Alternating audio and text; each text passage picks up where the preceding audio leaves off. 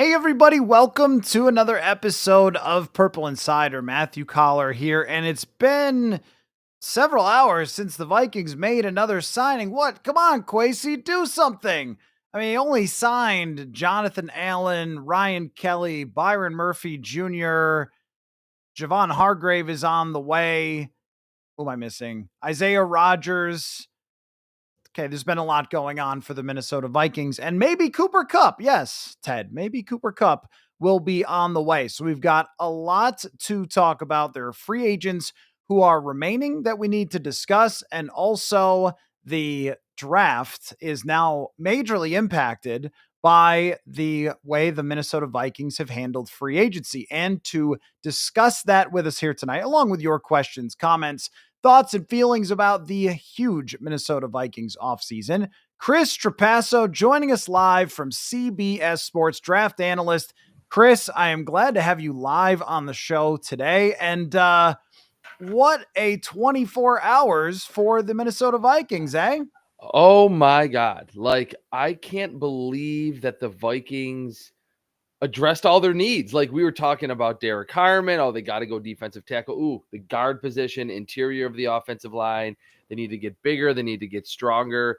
It's almost like you had a pretty good idea and framed me up nicely on what the Vikings needed specifically. And Kwesi Adofo-Mensah didn't just address those with low-level free agents, day 2, day 3, right away with some big-ticket items, gave decent money in terms of APY, not a ton of guarantees, and established players, Jonathan Allen, Javon Hargrave, guys up front from the Colts that are big bodies that have handled and have been part of really quality run games, blocking for Jonathan Taylor the last few seasons and even before that. So it really frees up, and I'm sure we'll talk about it tonight.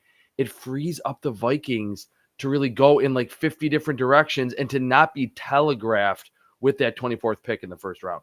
Well, if you were wondering, Chris, I do have the mock draft simulator up. Yes, And yes. it's also a national holiday for all Vikings fans because the NFL just announced the comp picks What a day. for What 24. last 2 days for Vikings fans. I Wow. know.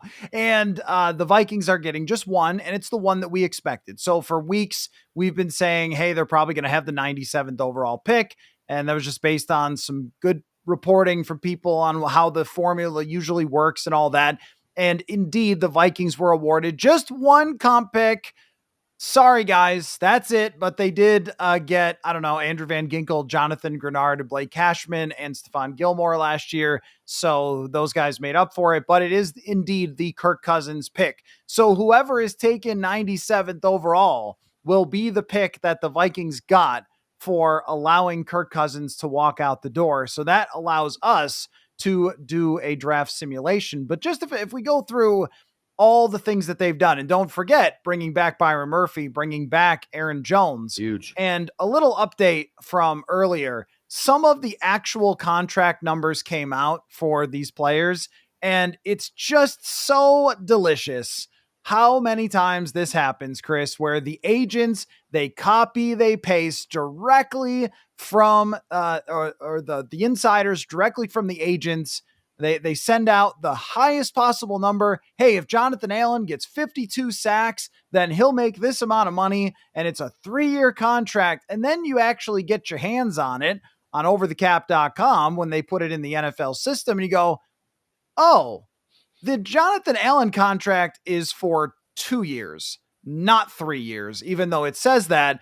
And the guaranteed money for Byron Murphy Jr., this is what's interesting too. If you take all of the noise out of the Byron Murphy contract, it's exactly the same as all the other corners. He got to say that the average annual value was higher, but it actually wasn't. And Ben Gessling put it out there earlier that the total cap hits for 2025 for all the things they've done. Chris, you got to guess all the things they've done. I don't know if you saw this. What do you think the cap hits in total are for 2025 for Allen? Now, Hargrave, we don't know yet. Okay. But for Okay. Allen, I was going to say. Murphy, Jones, Ryan Kelly, Will Fries. So 5 guys, 4 guys, 5 guys. Yeah, 5 guys. They're 2025 cap hits. I bet they're 2025 only. Let's say collectively under $20 million. Oh, you're very close. You're very close. And I led you into that. $22 million Okay. dollars Wow. for them for this Incredible. year. So I guess that does say, by the way, that had the Vikings needed to bring back Sam Darnold, they probably could have done it for 1 year, but that's not the point.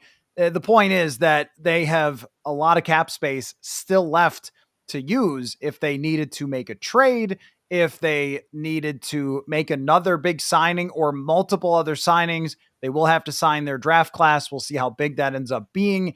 And they have indeed cooked the books. But just that's when we get those initial numbers, man, and we go through them and go, wow, that's a lot of money for that guy. And then now I got some of the individual contracts up here on overthecap.com.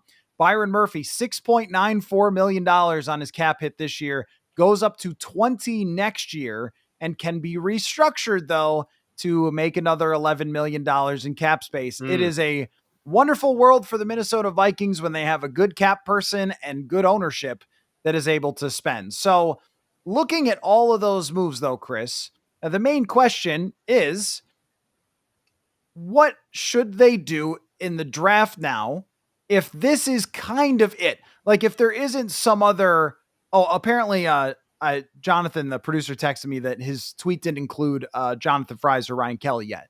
So we don't have those. So anyway, Okay. let's just assume that it's going to be under $30 million, Yeah. which means they still have half of their space for 2025 left. That's the point.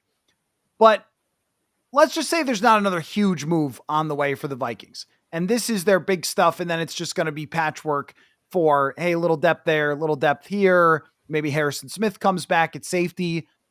What should be the main target in the draft now with the 24th overall pick? I think it's wide receiver. I mean, it sounds silly. It sounds wide receiver. Wow. I did not expect that answer from you. I think wide receiver. I've been looking at before we signed on. It's like Justin Jefferson, Jordan Addison, probably. I mean, arguably a top 3 to 5 wide receiver duo in the NFL. TJ Hawkinson is there. I still don't think Kwesi Adofo-Mensah would pick a running back in the first round. And to bring back Aaron Jones, I think obviously, I don't think that precludes them from picking a running back early, but like the Omari and Hampton train, I don't feel as strongly about it. And I just don't think that the analytics-based GM would do that. It's almost because, and I'm not saying that because the Vikings have a clear-cut need at wide receiver, but like we said at the outset of this, and every Vikings fan has been probably celebrating the last 24 hours, where is the other gigantic need? We didn't even mention Isaiah Rodgers, who might be more of a backup corner, but he was playing in the Super Bowl. He made plays in the Super Bowl for the Eagles and went from backup reinforcement to a key player for them down the stretch when James Bradbury wasn't really playing that much anymore on the outside. So they don't have a need at safety. They don't have a need at corner. They had huge needs on the interior of their offensive and defensive lines.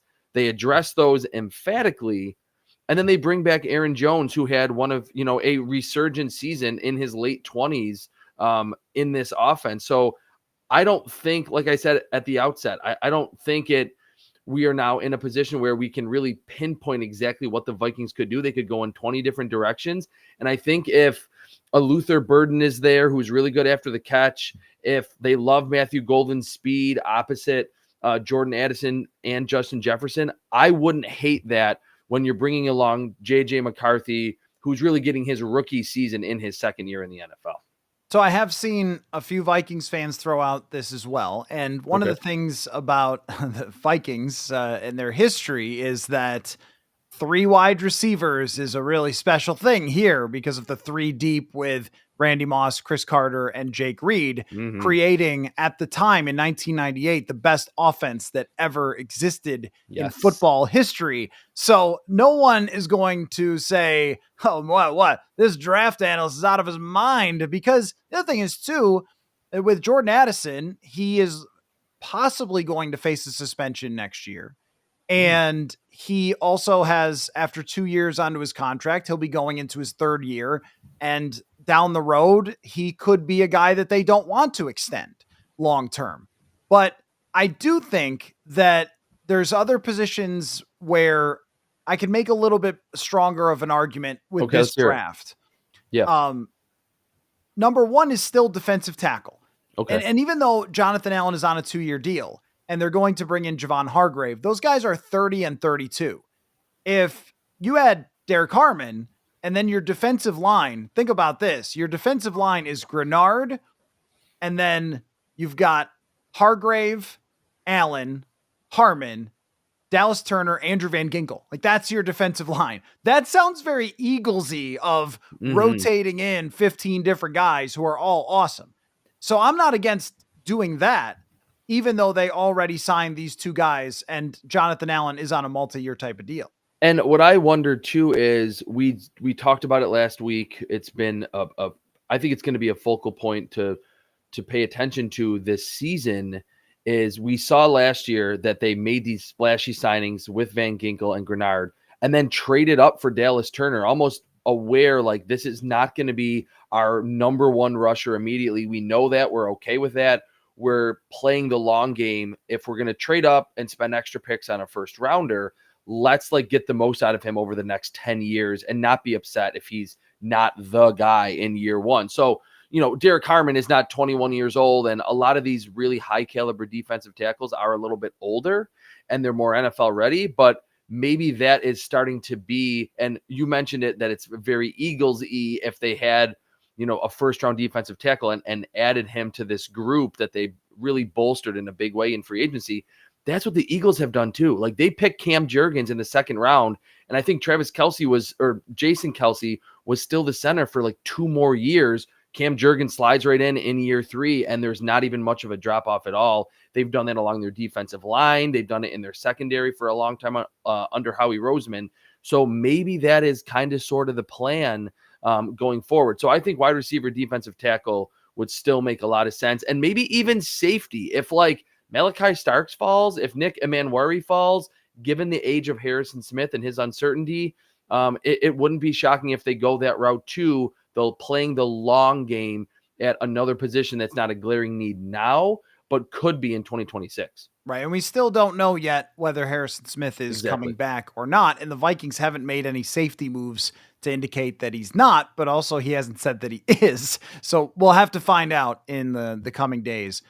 Andrew with the super chat. Thank you so much, Andrew. Wants to know about Dante Thornton Jr. from Tennessee.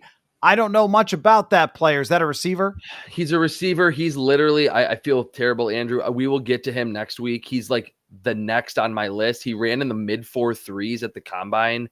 I know that. He didn't jump particularly high, but he's just one that I have not watched it. I've watched like 25 receivers, and he's one that I'm still waiting to get to. So we will talk about him. Thank you for the super chat, but have not watched him yet. Oh, and I forgot about Harrison Phillips. Great point. So that even adds more to that. But with the defensive line, you can never have too many players who can go chase the quarterback. So I would be for that. Now, if I'm making the argument for cornerback, right now the cornerback room is Mekhi Blackman, who I think they really like, but has played about 400 snaps in the NFL. And they bring back Byron Murphy Jr., again, a guy who's in a good place in his career. After just signing this deal, and they feel very solid about him.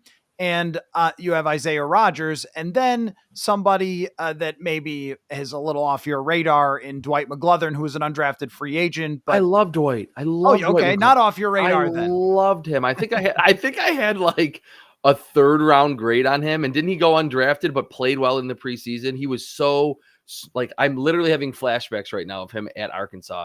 So smooth and fluid, not a good athlete, but always around the football somehow in the SEC. It was like, how is he doing this?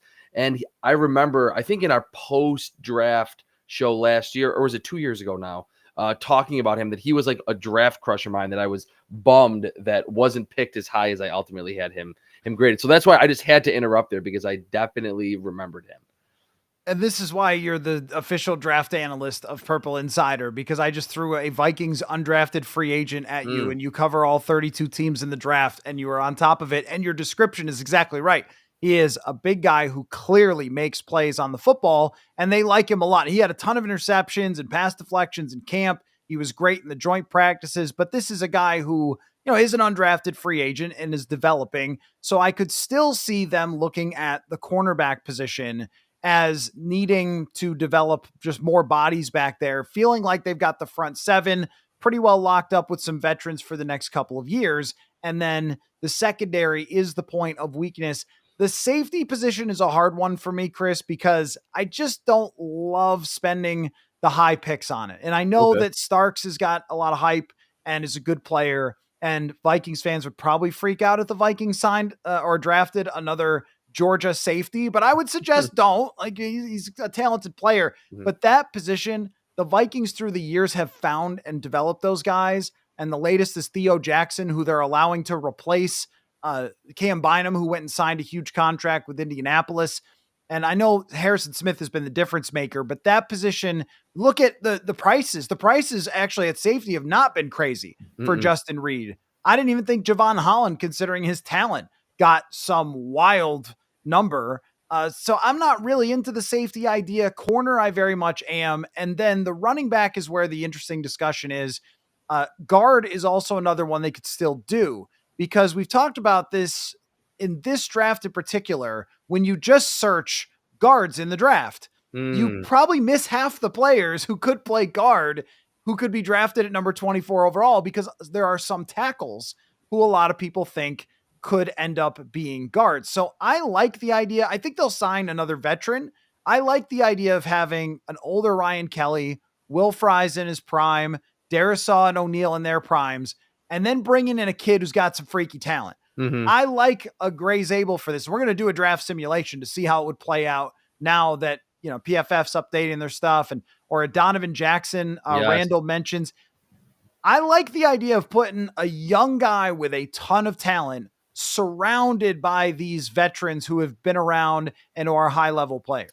That seems like a smart idea, and it speaks exactly to what is happening with Dallas Turner right now, that he is a young player, was 21 years old as a rookie, playing and learning from very nuanced quality athletes in Van Ginkel and Jonathan Grenard, and he would get that if he was playing left guard next to Christian Darisaw and Ryan Kelly. He would be able to learn so much and just get fast-tracked playing that position. And I know we talk about offensive line as a weak link system, where if there's one guy who's not great, yes, that can bring down the entire group, but it feels like they would almost be able to help a rookie come along a little bit faster. Gray Zabel, to me, would be the swing for the fences, where if he hits, you might have the best offensive line for the next 7 years in the NFL. Donovan Jackson is a little bit safer because he is traditionally a guard. He had to play left tackle last season at Ohio State after Josh Simmons got hurt, but 6'4", 325, big recruit, like looked the part, super clean film. I could see him being the pick and plug it in, and then they would be able to maintain what we talked about for the last 3 years, that awesome environment for a young quarterback to thrive with clearly one of the best offensive lines in the NFL. When we talk about anything that the Vikings are going to do in the draft, I think we always have to now angle it toward what's going to be the best thing for JJ McCarthy. I buy into a DT still. I buy into a corner still. And having a top 5 defense is a good thing you can do for JJ McCarthy, so he doesn't have so much pressure to completely dominate offensively or have to go back and forth scoring. And I think they have the defense to be in the top 5 again, like they were last year. But on the offensive side, adding someone who has freakish type of talent along with those veterans. And I'm just thinking about the left side of the line. Gray Zabel, with his athleticism, what we saw at the combine, to go along with Christian Darisaw, says to me that your running game is going to have some success, and that side of the line is not going to be something you have to worry too much about. So I am still very much sold on the idea of drafting a guard there. And then the running back is more of a debate, because if the Vikings, now you are not as high on Omarion Hampton as a lot of analysts are, but if the Vikings absolutely loved a running back, that's another thing that you can do for JJ McCarthy, is to be able to give him that running game. Like, think about Jalen Hurts this year.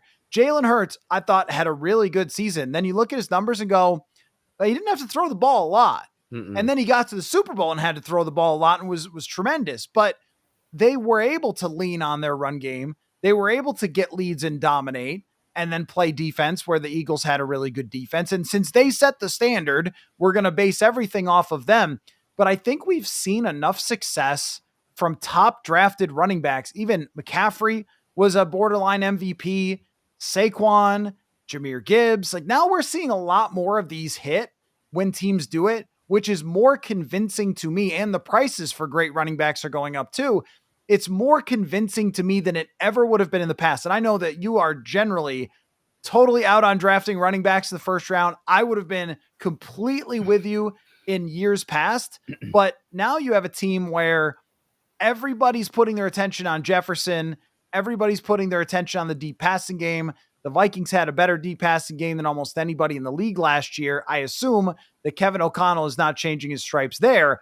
What I'm interested in is not just somebody who can run with light boxes, but also a check down option. Sam Darnold didn't really know what that was, but I think from us watching JJ McCarthy closely last year, he was actually really good at that, like getting to his check down and through his reads.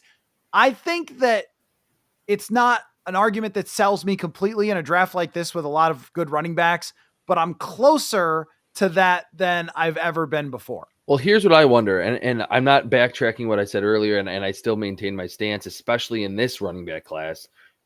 That 96 or whatever it is, 96, 97th pick, like that feels like a better, much obviously better value at running back than going in the first round, pick 24.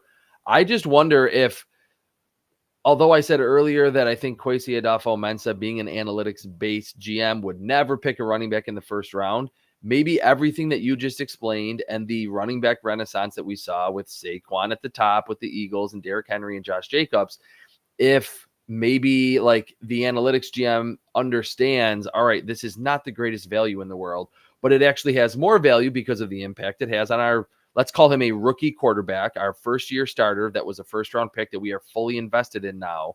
And we have a really good offensive line. And that was key to Saquon Barkley having his season and Derrick Henry, and then even Josh Jacobs to a certain degree, that maybe this is like kind of the zigging when everyone else is zagging, where it was such a suppressed market, both in the draft and in free agency last year, that completely changed and there was massive success. So in a vacuum, I wouldn't pick a running back in the first round, but for a situation like the Vikings, like you're saying, I could be convinced that if they love someone there who they will then use quite a bit in the offense, then I can be, I guess, convinced that it wasn't the worst possible decision. But I would go in a different direction overall with that first pick, especially because they don't have that second rounder.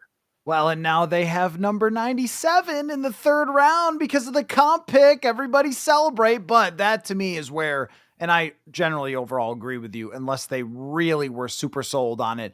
I look at the third round as such a hot zone for where the Vikings can get, right, a really good running back. So instead of talking about it anymore, I think we should do a draft sim here and take a look at what this is going to look like. So I'll screen share this with you here. Okay, let's do it. What I got the PFF draft simulator going, and anybody who can play along with this. Let's get our little. This is one of my favorite things to do every draft season. Yes, it is. Absolutely. So why not the live draft sim? And then we can have everybody who's watching grade our draft. So we'll go 7 rounds, but that's only 4 picks for the Vikings right now. I think let's just pick 4 people for this draft sim. Let's just pick the 4 picks they have. I think we both know that they're going to trade down, but let's just see how it plays out. So let's start the draft here and see what's on the board. Well, let's see how it played out first with the top of the draft. Tennessee, it looks like after they're not getting any of these quarterbacks, they might have to go Cam Ward at the top. And as we get closer to where the Vikings are, Emin Ware has been brought up with the Vikings if they want a safety, but he is probably going super high now. Will Johnson dropping a little in this draft. Kenneth Grant going kind of high here. Malachi Starks. And the Vikings on the board. Let's take a look at just the positions that they need. Can we see this? Do I need to make this a little bigger? Maybe I need to make this. Is that better? Yeah, I mean, I could have seen that. I don't know if all the viewers could. That's better. No, that's better. Okay. We got interior offensive line. We'll throw tackles in there because a lot of them can move to guard. We'll throw corners, and we will put in running back and still interior defensive line just for the heck of it. Okay. So the available players, best available players, Calvin Banks, who could play guard, Derek Harmon, Darius Alexander has been intriguing to me. Walter Nolan, O'Marion Hampton, running back, Gray Zabel, the offensive lineman, TJ Sanders is interesting. Both Trey Amos and Maxwell Hairston and My Siobhan Ravel, man. Tyler Booker here. There is a lot to See, this is do what here. I'm saying. This is perfect for the Vikings. They did what you're supposed to do as a contending team. Do not go into the first round with a clear, oh, we need to have all the cornerbacks fall to us to have the pick of the litter there. That is a pretty reasonable draft scenario for the Vikings at 24. And you could, I mean, I don't even know what to say. We could go in a bunch of different directions. And like I think you're kind of insinuating here with what you're doing, trading down would be the like obvious move. You wouldn't want to get totally fleeced on the draft pick value chart, but I think Kwesi would see Derek Harmon and Hampton and the corners available, and even my guy Luther Burden at wide receiver still there, and Gray Zabel still available.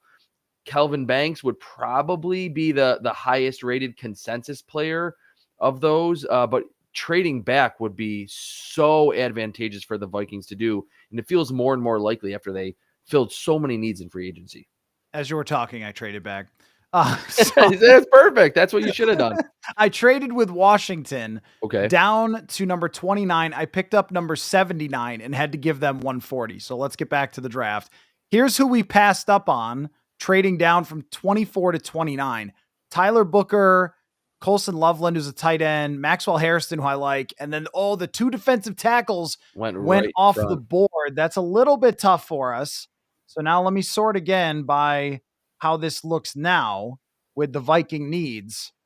And we'll throw in that, and we'll throw in safety, including. So now we've still got Kelvin Banks, Darius Alexander, Gray Zabel, O'Marion Hampton, and Tyleek Williams maybe, but both the corners too. I will let you, the draft analyst, make the pick here. I'm going to go Kelvin Banks because he is a collegiate tackle. He's probably better at guard. Gives you a little bit insurance if, Christian Darrisaw coming off an injury. Brian O'Neill had the injury 2 years ago. Just to have that as an insurance policy where this guy was a 3-year starter at tackle at Texas. Smooth athlete, big body, 320 pounds. The pass protection ability I love on film. I don't think he's an amazing run blocker, but the pass blocking is really, really good. And you figure at guard, not as much play on an island. I think Kelvin Banks would make a lot of sense for the Vikings there. We're doing it, and his run block grade was still pretty good. Oh, pretty high. Okay. So, and his pass block grade was elite. And it kind of reminds me actually of Connor Williams, who was a tackle at Texas and then moved inside and had a great career. He moved all here the way we are. To center too. Yeah. Yeah, right. He ended up moving to center. So now, because we got the 79th overall pick by trading down, we have a pick now at number 79. And on the board, I'm just going to keep putting up the Viking needs for us to look at. Well, we could probably take linemen off. So still, I would say corner, interior line. I'll throw safety in there for right now for positions that they would take along with running back. I'm throwing out your wide receiver one for right now. We'll take a look at that maybe a little later. So here's what we got on the board. Benjamin Morrison, RJ Harvey, who you know how much I like him. Mm-hmm. Got a few interesting safeties. DJ Giddens is kind of a not as much talked about guy at running back. Devin Neal, the couple of corners here, and Jacob Parrish, Dorian Strong from Virginia Tech and from Kansas State. Deion Walker really hurt his draft stock. Does Deion Walker make any sense here, or do you think he hurt his draft stock so much that still probably not the right pick? This is pick 79. I think 79. Here he would make sense. And you would hope that, again, we talked about it with if it would be maybe Derek Harmon in round 1, having a lot of these veterans around him and not having immense pressure on him to be the guy right away.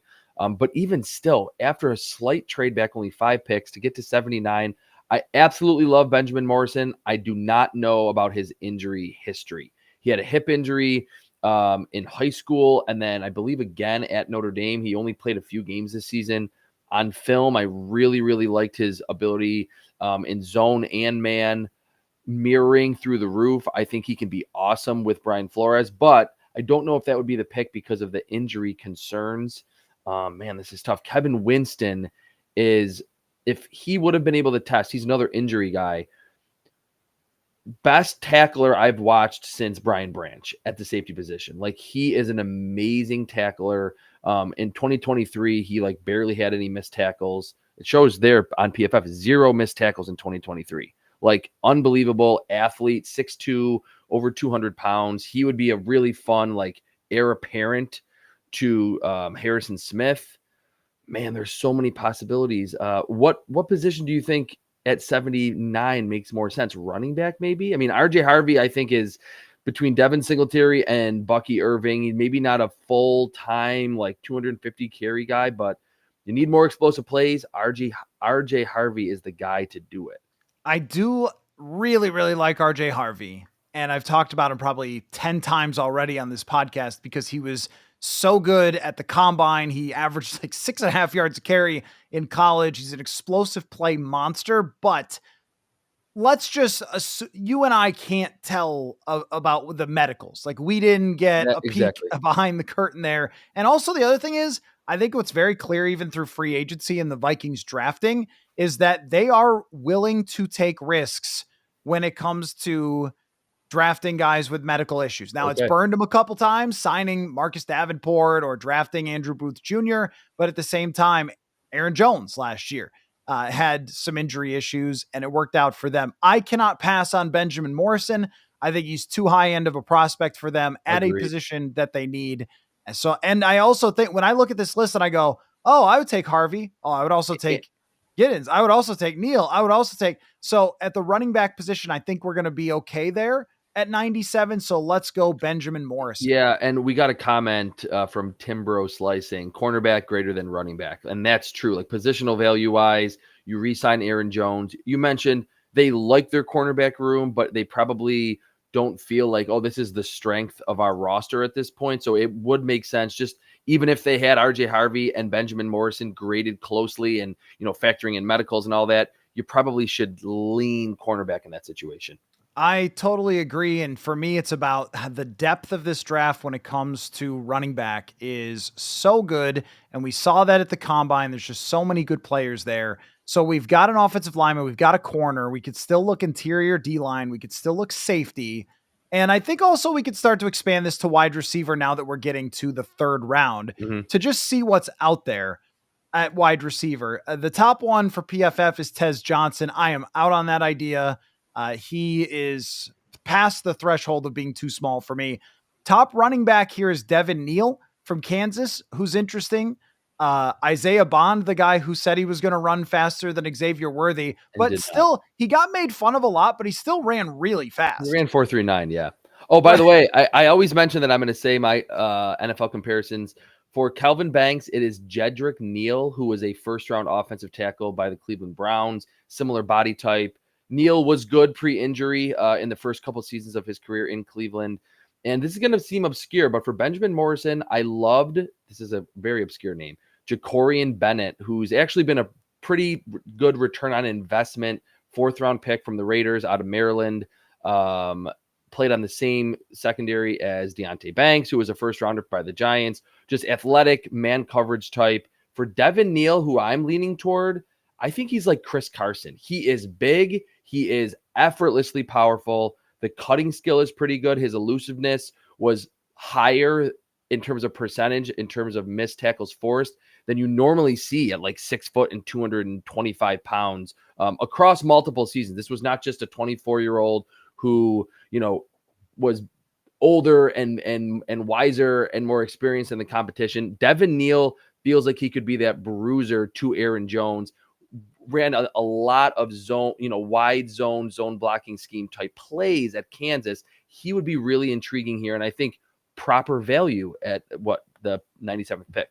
I think so too. And even though Deion Walker is intriguing with dropping this far down, the fact that they have a very deep defensive tackle room now, including Levi Drake Rodriguez, who they're developing, Jalen Redmond, who they're developing. So we don't need to do that unless that guy's going to be a game changer. Plus, he has, I think, some very serious red flags with the way that he performed at the combine and the fact that he didn't have crazy tape to begin with. You were going to be drafting off of that.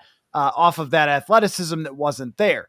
I wouldn't So even hate CJ West, honestly, from Indiana, but yeah, he I like him too. has He a had a great little bit. combine. He did have a great combine. I think he's a little bit capped in terms of what he can do as a pass rusher. And I guess he had pretty good pass rush rate in his final season at Indiana. I think he's like a ready to go run defender. He reminds me a lot of Aleem McNeil from the Lions. Similar combine, similar body type. It's kind of that nose tackle, but it feels like if we're going back, reverting to let's make things nicer and even more comfy for JJ McCarthy, a great compliment to Aaron Jones, I think would be Devin Neal. And again, at 97, this is like the sweet spot for where if I was a GM, I would pick almost a running back every year.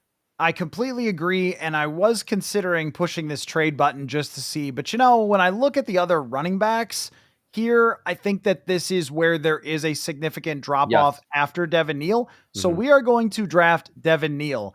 And now we have almost no draft picks left. It's fine. That's fine. So now we are all the way to number 161. And hey, some quarterbacks are here if the Vikings want to draft a backup for JJ McCarthy, but I don't.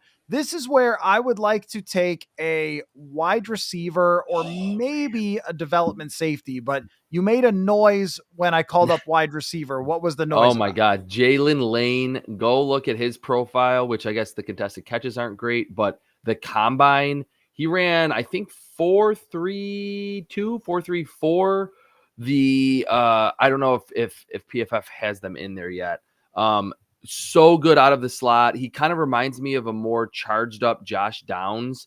I don't know if that's really what the Vikings want or need in their offense, but I really was okay. He ran 4.34. I was just a really big fan of his Wow. on film. And what I like for him too, you think, okay, Josh Downs, he's little. You think Tank Dell, 5'10", 191, 40-inch vertical, 11-foot broad jump, 6.75 seconds in the three cone. And it translates. When I'm talking twitchiness, he's one of the players that I wrote. He looks like his feet are in fast forward when he's on the field. So I don't know. You probably have a better grasp of like if they like that possession slot receiver in the offense, because that's kind of what he is. But at 4.34, he did get down the field and make plays on those slot fades where those vertical routes down the field as well. Jalen Lane, to me, would be the one that would stand out, but we could potentially go in a different position. If it's wide receiver, I would emphatically pound the table for the Virginia Tech wide receiver. So we're at number 161 here, and I don't want to toy around too much with trading down, but I am considering trading down because if we like Lane and his average draft position is 194, but we're at 161, then we probably should trade down and try to get more. But for the just intent of the draft to mostly focus on the higher parts of it, let's get it. And I think, just by the way, exactly what you're talking about on quick twitch, fast, underneath. I've been talking about that a lot on the show is something that the Vikings really need because they have a lot of the same type of wide receiver for deep guys, and they don't have a yards after catch wide receiver in a league that is trending more average depth of target coming down. I know it's not in Minnesota, but that's also because of this guy who wears number 18. And with JJ McCarthy, he's going to throw underneath more than Sam Darnold did. Like Darnold is a deep shot guy, but McCarthy, I think, is a little more discerning and a little more wanting to pick apart teams underneath. So here's our draft. If they were picking four guys at number 29, 79, 97, we swapped with the Washington Commanders, and we end up with Kelvin Banks as a guard, Benjamin Morrison as a corner, Devin Neal running back, and then a wide receiver in Jalen Lane. They will draft more people than this. I promise they will. They will trade down. They'll have 6, 7, 8 picks. But if this is the way it plays out, Chris, what would you grade this draft? This would be an A. I mean, I have a very, I think like mid first round grade on Kelvin Banks. I have a late first or mid to late first round grade on Benjamin Morrison. But again, he's the caveat, and he could still be there second, third round because of the injuries that I'm not privy to. Devin Neal, that's right around. I think I have him maybe a little bit lower than that just because I have running backs in terms of my position addition. They get no position addition, but he's the exact complement that I think the Vikings need with Aaron Jones in the backfield, who's that sleeker, faster slasher type. Devin Neal is a not just a battering ram. He's got contact balance, can shoulder a big workload. We saw that at Kansas. And Jalen Lane, one last thing that I'll try to sell on why I like him so much, and I was really excited about this draft, this pretend draft sim that we were doing to see him there in the 6th round. His career missed tackle force rate at Virginia Tech. And I'm going to say as a caveat, a lot of these slot receivers that are possession guys, that number is not very high for them. They catch the ball, they get open, they fall down. His was 26.6%, which that is extremely high, especially if you are mostly a slot receiver who's underneath, intermediate level, and only occasionally getting down the field. So I said Josh Downs, and we think that is like the new age consummate possession slot receiver. Jalen Lane can give you after the catch ability too. And I think that was what gravitated the Vikings toward Jordan Addison, because despite being a little smaller for him, he was really good after the catch at Pittsburgh as well. So that was fun. And Really we can fun. do that a bunch more times as we get more information. I think with the way the Vikings have set up their contracts with very low 2025 cap hits, it does make you wonder if they have some more things in store in terms of potentially big signings, which could alter the way we look at this. I mean, if they went out and signed another guard to a 3-year contract worth $15 million a year, then we're not taking Kelvin Banks in the 1st round. Mm-hmm. I mean, I like the idea of best player available, but you also can't draft guys who are going to be stuck and won't be able to get on the field or find a role. For now, finding a guard and getting a cornerback for the future that you could develop, getting a running back who could contribute right away, I think those are the things exactly what the Vikings are looking for. I do want to get your opinion, Chris, on some other big moves in the NFL and just your thoughts on kind of the quarterback carousel. But let me just ask you this before we get to that. JJ McCarthy is coming off a year where he played in virtual reality only. And he really impressed the Vikings in training camp. I know I told you that probably, I don't know how many times when you asked me in camp, how's he looking? I was like, way better than I thought. And clearly played well enough for the Vikings to allow Sam Darnold to go or not try to top Seattle's offer or not try to talk him into it. Maybe they did to some extent, but he chose Seattle instead. So now JJ McCarthy, it's your time.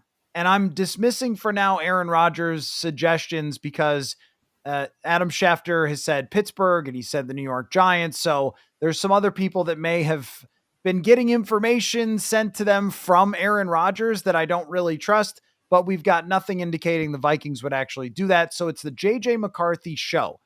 Seeing what they've spent so far around him, veteran Aaron Jones, veteran linemen, stocking up the defense. What is a realistic expectation for JJ McCarthy in his first year as a starter, knowing what you thought of him as a draft prospect and what I've told you about how he looked at the best possible version of that in last year's training camp? Are we talking a statistical breakdown, like numbers across the board, or just general, like how he's perceived after his second season? I think whatever way you want to do it, like where should we set the bar? What should we expect from him? I mean, statistical expectation is kind of a weird way to do it. Like, Sure. I don't know, 26 touchdowns. You know what I mean? Like, what should we think of how many wins he should lead them to? What type of tier he should put himself in? Like, what's realistic? We know what the best case scenario is that he's just unbelievable right away and they win the Super Bowl and everything else. Yeah, Sloth says 17-0, unanimous MVP, obviously. But what is realistic in your mind? I think what's realistic is for JJ McCarthy to be the quarterback that he was at Michigan. And I think because everything that happened with the first round quarterbacks last year, JJ McCarthy obviously going down early in August, that he's kind of the forgotten guy. When we watched, I mean, you and I did a show where I think I watched like a random JJ McCarthy game after scouting him and like rewrote a scouting report. And we talked about it. I was like, this is a maybe not transcendent prospect, but a very calm, cool, and collected quarterback in a system that was very good. They could run the football. They trusted their defense. They had pretty good weapons, and certainly he's got better weapons now relative to the competition than what he had at Michigan. And didn't make a lot of mistakes. And then when they did need him to improvise, create outside of the pocket, make that one big throw in the fourth quarter, like he did to Colston Loveland in the national title game on a third down, he did it. So I think playing to that level where it felt from an outsider's perspective, where you weren't grading him as a draft prospect, like, oh, what did JJ McCarthy do? They just had a good offensive line and good running game, Blake Corum and Donovan Edwards. But when you actually watched him and said, all right, let's see the traits, you saw a pretty big arm, you saw pretty good accuracy, the decision-making pretty good, pocket navigation skills ascending from the time when he started at Michigan to just play to that level. And I think that breeds winning football when your quarterback is accurate, not putting the ball in precarious situations, so a low turnover-worthy play rate, doesn't necessarily, and I don't think he had many 375-yard passing performances at Michigan, but there's probably more upside in Minnesota because of Justin Jefferson, because of Jordan Addison, things like that. I think to just play at a level that he's familiar, and I'm kind of hinting that I think he can play to that level where the upper level game manager without the negative connotation, where if you do get into a tough game against the Lions, you need a 2 or 3 quality throws or one scramble on 3rd and 7 to pick up the first down. That's where the light kind of comes on for JJ McCarthy. And you're like, oh, he actually is a pretty good athlete. Like that ridiculous, one-handed catch in the Rose Bowl against Alabama on the trick play where it looked like it was a disaster, catches it, makes an Alabama defender miss, gets the first down. Things like that where he kind of pulled those rabbits out of his hat. That's what he did throughout his entire career when it was called upon for him to do that. So I think playing to that level would be the realistic expectation given what Kwesi Adofo-Mensah and Kevin O'Connell have really created for him in Minnesota. Steve says Brock Purdy with a cannon. Yeah, I think that type of game manager, when you say it, you immediately think of what, like a very limited athlete or something who just kind of tries to keep the ball in the fairway. But I don't think it's that anymore. I don't think when we talk about guys who manage the game, like Justin Herbert last year played the role of a game manager. And then when he needed to take it to a higher level, I know it didn't work out in the playoffs, but when he needed to take it to a higher level, he's got the physical talent to be able to do that. Didn't turn the ball over. They played great defense. They ran the ball. But the thing with Kevin O'Connell is I don't think he views that position as being all that possible to be a game manager. And he tried to do it a little bit with Sam Darnold last year early in the season because they were winning a lot. So they were handing off on first down more often and they were getting ahead and then they would try to dial it back a little. But even then he would be like, let's just take a deep shot. I mean, they're winning in that San Francisco game. They get backed up to the 3-yard line. Why don't we just try to throw a 97-yard touchdown? And they did. I think for JJ McCarthy that it definitely makes sense to try to keep like longer drives with him, stay on the field, not throw it into traffic too much, run the football. But I also know Kevin O'Connell well enough to know that I wouldn't be surprised if he's throwing 600 passes. And I think that that's okay. I really do. I mean, they need to improve as a running game. And there's no question about that. And if you're winning a lot of games, you'll run more just out of the nature of trying to close out games. But I think I'm okay with the idea of JJ McCarthy being a different player than he was in college. Okay. And I kind of think about CJ Stroud for JJ McCarthy. And I know Stroud came out as such a polished thrower of the football. So that's a little different. But McCarthy has had another year to polish himself as a thrower and improved. But what I mean is, as soon as the guy arrives, he's the dude. And it's your offense, it's your team, off we go. And I think that's what it's going to be for JJ McCarthy. Like in my brain when he was drafted, I was thinking a lot of the same things. Like, is he going to be a Matt Hasselbeck type who's kind of handing off a lot and then taking some deep shots and he's going to bring toughness and leadership? But after seeing the way he commanded the offense, I think they're going to try to continue to load up the line. I do agree with your idea of like wide receivers not insane because they just want more weapons around this guy. And off we go into the JJ McCarthy era. I just feel like Kevin O'Connell is not going to be the type of guy who tries to put his quarterback in a bit of a bubble and protects him. He's the same one that when he got here with Kirk Cousins, after those years of Kubiak handing off play action. And he said, shotgun 80% of the time. Let's go. And yeah, they got a lot more out of Kirk in some ways than they ever had before. I'm interested in how that goes, but I think his year behind the scenes, he should understand all the moving parts. He's just got to kind of do it. Yeah, how about the Nick Mullins 400-yard game? Like when Nick That's Mullins right. went That's in what I there, mean. yeah, like Nick Mullins comes in and it's like, uh-oh, this is like a backup. He's, and then even Joshua Dobbs playing like and not just throwing the ball 15 times. So I think you're right on the history, and it's fine that we slightly disagree there, that you want him to be more, or the realistic comparison for him would be being more than he was at Michigan. Why don't we split hairs and say September, he's the Michigan JJ McCarthy.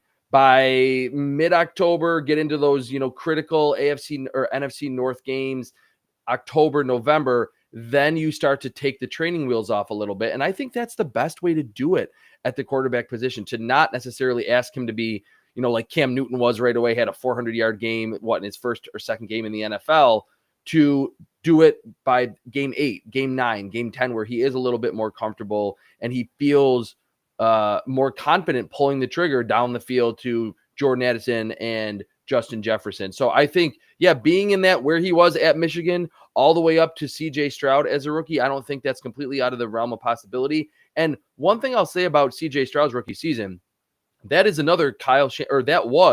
another Kyle Shanahan coaching tree disciple in Bobby Slowick. A lot of play action. They still ran the football quite a bit. Play action, or run the ball, then play action, deep shot to Nico Collins down the field. That was kind of the blueprint there as well. And the last thing I'll say, I think what JJ McCarthy gives this team is what Sam Darnold couldn't in the last game against the Lions, and then in the playoffs, those off-script plays where JJ McCarthy is a better athlete and he just has a better grasp for making those improvisational plays. He just has a knack for it, more so than you look at Darnold. He can move, but he's never, even back to his USC days, that was never his cup of tea, doing things athletically completely off script where he has to ad-lib outside of the pocket. McCarthy has done that throughout the course of his career at Michigan. So I think that's where and probably why the Vikings feel comfortable with obviously letting Sam Darnold sign with the Seattle Seahawks. I think the key about the Rams game in the playoffs is that they're not going to let JJ McCarthy die because of the offensive line. I think that is one of the main goals, because I don't think any quarterback in the league wins that game the way that the Rams dominated. And I think we could say that after the way that Mahomes played in the Super Bowl, it was the same kind of thing. I think the biggest difference between him and Sam Darnold is that JJ McCarthy is willing to pick you apart slowly and methodically if he wants to. Mm-hmm. And this was something that Kirk Cousins did overall pretty well under Kevin O'Connell, which is, hey, I'm going to take the short something if it's there. I'm going to take the best read that's there, and I'm not going to try to force everything. I'm not going to try to make crazy plays. Sam Darnold so often tried to do that down the field, which also turned out to be amazing sometimes. The throw against Seattle, the throw against the Atlanta Falcons, where he scrambled to the outside and threw the 50-yard touchdown to Jefferson. It created some of the best moments when he did that. But also McCarthy, I think, is a little more discerning. I think he sees the middle of the field better. That's the one thing about Sam Darnold that maybe held him back at times, is he's not so much of a drop back, read, throw. It's more of a drop back. Oh, I need to whip this 37 yards to the outside hash with anticipation. That's always been his game. That's right. always been his game. That's his game. And I think that allows KOC, because one of the biggest criticisms of last year was like their underneath game. It wasn't that they didn't have one or it didn't succeed. It was that they didn't use it a lot.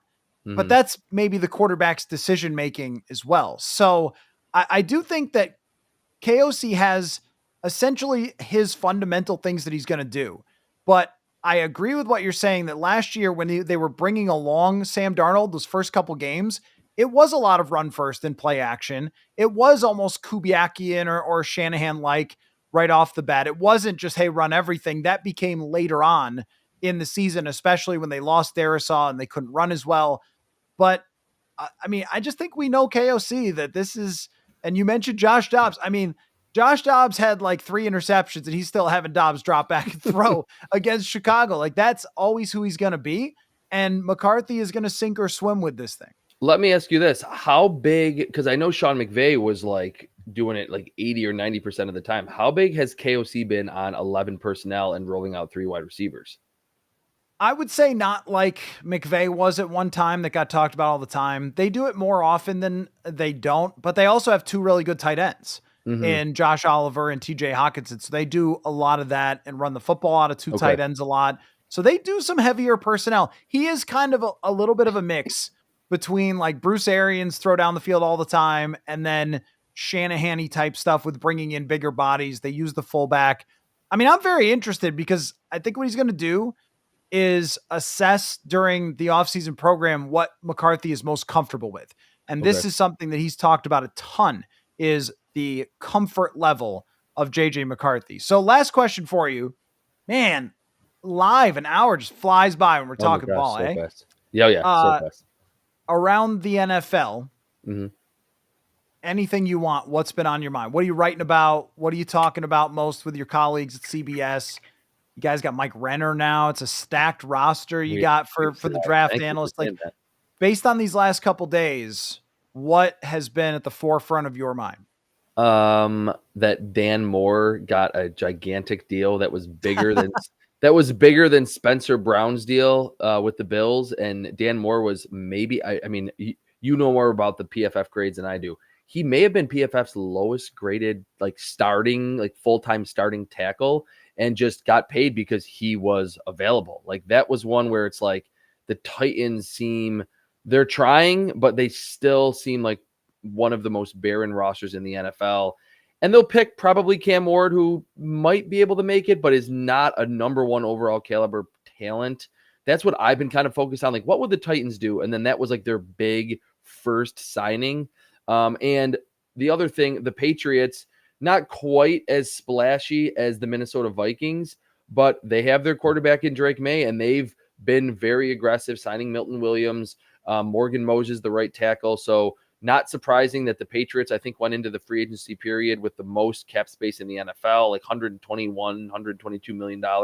Had to spend it somewhere. Not as great of a free agent class as normal, maybe, but we're starting to see that these teams that have these quarterbacks on rookie deals are loading up. The one last thing that we were talking about today in our Slack group was everything that I just said about the Patriots does not apply to the Texans. Like, to trade Laramie Tunsil, who was clearly your best blocker, along an offensive line that otherwise was really bad for CJ Stroud. His interceptions, his interception rate was up. His sacks, his sack rate was up in year 2. You still have Stroud for probably 1 more year, incredibly cheap relative to how good he is, and you trade him away, and you don't even get all the picks back in 25. You get a few in 26. It was a very weird situation. I don't hate them trading Kenyon Green, who we talked about last week. That might be a Tyler Booker comparison, because he was a bust of a early first round pick. But they have a lot of offensive line reinforcement to do, and the Vikings signed 2 offensive linemen to fortify their interior of the offensive line when they have the rookie quarterback or the young quarterback on the rookie deal. Very perplexing what's happening in Houston when, midway through 2024, it felt like this was going to be the new contending team with Stroud and Nico Collins and an ascending defense. And now they've kind of dismantled what was already a very weak spot, their offensive line. For me, obviously, no surprise, it's the NFC North and how Detroit went out.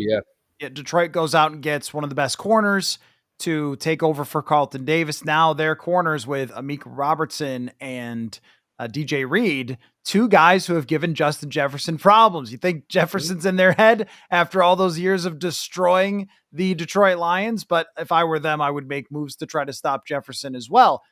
And the Packers just doing weird. I mean, I don't really get the Aaron Banks thing. They haven't done a whole lot. And Chicago has done exactly what you thought they were going to do, where Chicago is going to be a lot better as a running team. Are they going to be a better pass pro team? I'm not convinced. Is their quarterback going to just hang on to the ball and still get sacked 68 times? Possibly. I think that they have, though, built what they want there with Ben Johnson. And he's trying to emulate exactly what they did with the Lions, which is stack up the line first, worry about everything else after that. Do you think that the Bears, because I've seen now that they're an Ashton Genty team, like, do you think the Bears are an Ashton Genty team? Yes, because of the Jahmyr Gibbs experience that Ben Johnson just had the last 2 years. And that was one where I think even more so than Saquon Barkley and Derrick Henry this year, rookie year Jahmyr Gibbs, year 2 Jahmyr Gibbs, where he, took over after David Montgomery got injured like late in the season, but really explosive player on the outside, the screen game.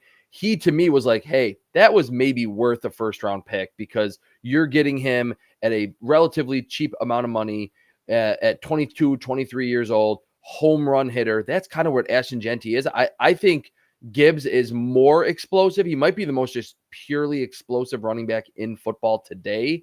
And if we're seeing the Bears follow the Lions blueprint with what Ben Johnson just experienced in Detroit, why would he not be kind of saying, hey, yeah, I could really use a very explosive, do everything running back that we're not going to necessarily give huge money in 5 years, but we could utilize him for year 2 and the next few seasons of the Caleb Williams era. It's going to be interesting to see how the rest of this plays out, and we'll do the same exercise, I'm sure, after all the dust is settled with the Vikings, and we'll have some different things. We'll maybe do a mega trade down episode at some point where we trade down and get 10 picks and then compare that, or maybe we should do dueling draft sims and see who's better. There's a lot of draft discussion to go. So many possibilities. Absolutely. So many activities. That's why there's a weekly leading up to the draft Chris Trapasso draft show here on Purple Insider, and must follow over at cbssports.com and on Twitter at Chris Trapasso. So, dude, this was great. I love doing this live. I'm sure that we'll do it live again with such an audience here. Hopefully everybody comes back when we do it again next time, but great stuff. And you and I will talk very soon, my friend. This was a lot of fun. Thanks, Matt. Thanks, Chris. Appreciate you, man. And football, we will definitely talk again soon. All right. Okay. So I have to do something, which is a radio hit on WCCO radio.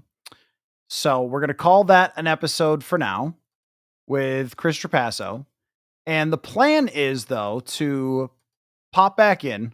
They're actually calling me right now to go on WCCO radio.